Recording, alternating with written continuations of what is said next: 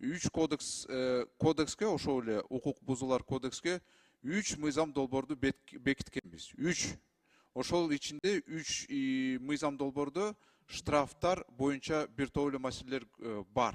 Бүт жерде практически азыр штрафтан каршы болгон штрафтарга депутаттар макул эле за беришкен добушту. Ошон үчүн мен ошону айтып атам.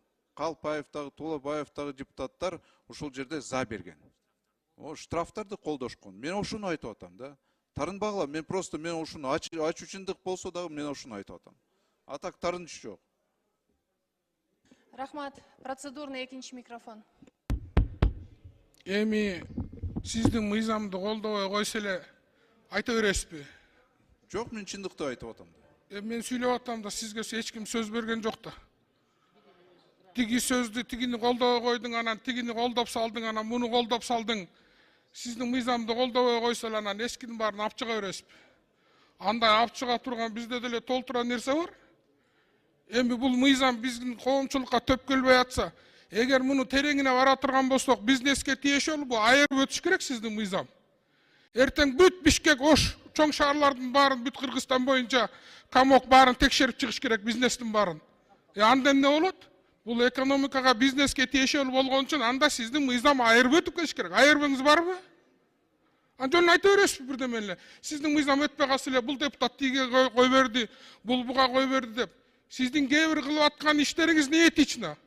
Ушенге отуруп алып, бул депутат мындай добуш берди, тигиндей добуш берди деп, Инстаграма, өзүңүздүн Фейсбук баракчаңызга жарыялап атасыз. Мунун баарын таштайлы, анда чукуша берчек, тереңге барабыз. Просто бул бизнестин айласын кетире турган мыйзам. Бунун үчүн бардыгы бар, башка мыйзамдарда жазалардын бары. Ошон үчүн каршы добуш берди, өзүм оюмду айтып атам да мага. Анан менин фамилиямды айтып, анан сен тиге мындай добуш бергенсиң, буга мындай добуш бергенсиң. Бул туура эмес го дейм, Дастан Далабаевич. Рахмат. Рахмат. Процедурный алтынчы микрофон.